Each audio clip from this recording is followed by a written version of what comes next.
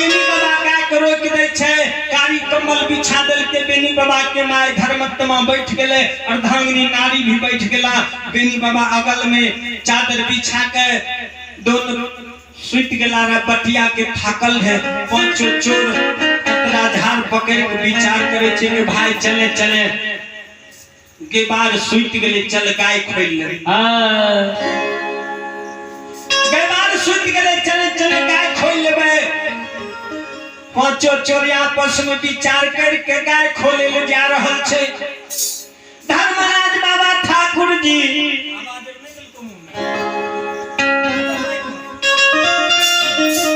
धर्मराज बाबा ठाकुर जी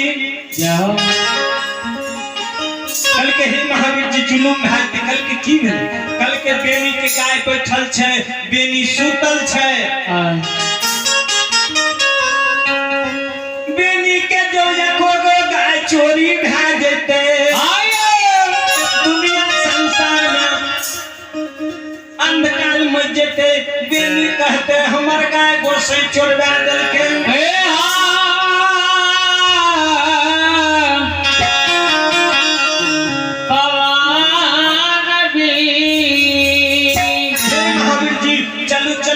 माया के विस्तार कर दियो जहिना पांचों चोर गाय खोले जेते तो पांचों चोर के आंधर बना दिया हे भगवान बाबा ए हो जहिना पांचों चोर गाय खोले देख जाइया धर्मराज बाबा माया विस्तार करैया आत्माया के